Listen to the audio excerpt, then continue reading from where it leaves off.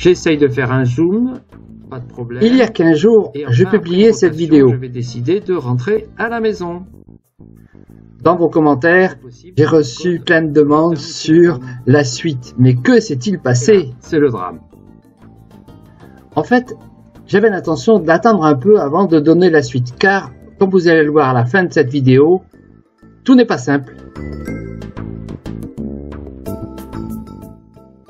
Et comme je le disais, là, c'est le drame. Je perds tout contact avec le drone, il apparaît plus sur mon portable et je le vois pas. En fait, je m'en inquiète un tout petit peu parce que selon le constructeur et les vidéos que j'ai vues sur internet, il apparaîtra plus tard quand il reviendra sur place, puisque c'est le projet même du RTH, c'est-à-dire le retour to home. J'ai pourtant suivi les consignes données par Parrot, surtout pour un premier vol, de sécurité, distance et altitude maximale. Mais, comme au bout de quelques secondes très longues, je ne le vois pas réapparaître, je m'en inquiète. Je dois me rendre à l'évidence, il s'est passé quelque chose. Le crash me semble inévitable, et donc, je vais le chercher. Comme je suis entouré d'étangs, je suis inquiet de me demander s'il n'est pas tombé dans l'eau. Heureusement, l'application me permet de connaître le point GPS de l'appareil. Et donc, je vais le chercher. Après une demi-heure de marche autour des mares, je le retrouve enfin sur de l'herbe. Comme on peut le constater ici, j'ai évité le pire puisqu'il n'est pas tombé dans l'eau. Le trajet est relativement court et proche de moi. Mais je le retrouve cassé. Un bras est cassé, mais pas seulement. Je vois que la caméra a reçu aussi un choc. La bague de fixation s'est cassée. Évidemment, je suis très embêté et j'essaye de voir si Parrot peut m'aider, m'envoyer un bras de secours, enfin bref, je les contacte. Ils ne répondent pas. Alors que faire? La réparation me semble à ma portée. Alors, pourquoi pas? Et me voilà donc dans mon atelier avec ma colle résine et durcisseur, mes pinceaux, et je réussis à mettre quelques points de colle très limités pour éviter de mettre du poids et modifier l'équilibre de l'appareil. Le résultat obtenu me semble tout à fait satisfaisant, ça a l'air costaud et ça reste léger. Pour la caméra, tout semble ok aussi. Seul bémol, le bras cassé semble décalé un peu de quelques millimètres en hauteur. Mais il est tout à fait envisageable que cela ne dérange pas le vol.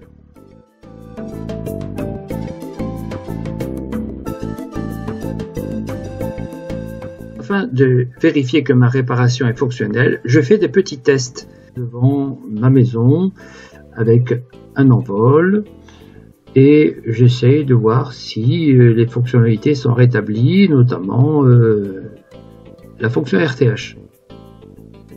Comme c'est cette fonction qui avait été défaillante, j'essaye de vérifier à nouveau, mais ça ne marche toujours pas.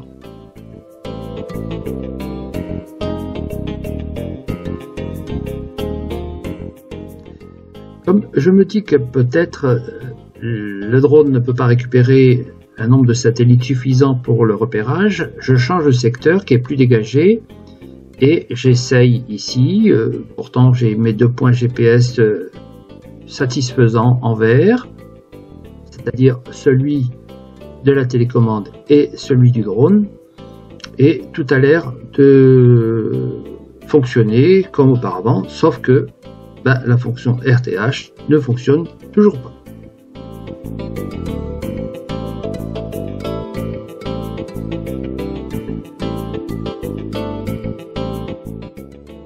Cependant, toutes les autres fonctions sont satisfaisantes et elles sont correctes, et notamment la fonction landing, atterrissage. Comme vous le voyez ici, tout va bien pour l'atterrissage.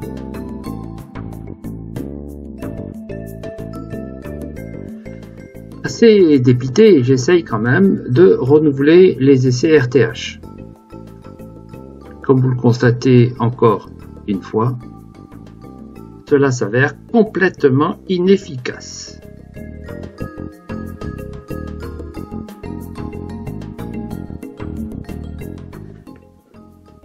Comme j'ai quand même encore un doute sur la qualité de la réception GPS, je décide de changer de lieu et de retourner sur le spot qui a donné lieu au crash. L'avantage de ce spot est qu'il est bien dégagé et que les risques sont mineurs. Donc je fais un premier vol à 5 mètres de hauteur environ et j'appuie sur le RTH. Et bien, cette fois, on dirait que ça marche.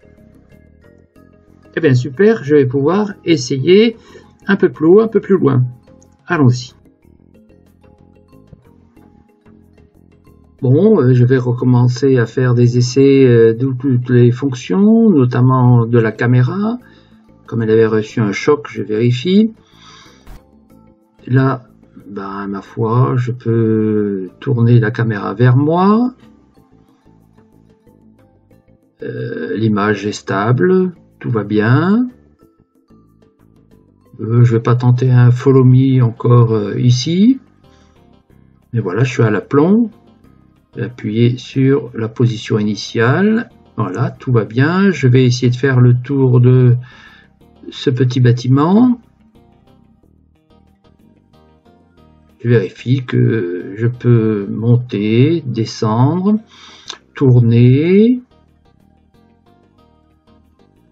Pour terminer ce petit tour, je décide donc de tester la fonction RTH. Il est encore proche de moi. Et vous voyez ce qui se passe. Le drone se met à osciller de droite à gauche, puis de gauche à droite, et puis ainsi, comme ça, pendant quelques secondes qui me paraissent longues. J'attends de voir sa réaction. En fait, ben, ce que vous voyez là, c'est la fin de ce drone qui se retourne et tombe au sol. Ben, de retour à la maison, je m'aperçois que toutes les réparations faites auparavant sont détruites, notamment pour le bras, mais aussi pour la caméra, la bague a lâché à nouveau.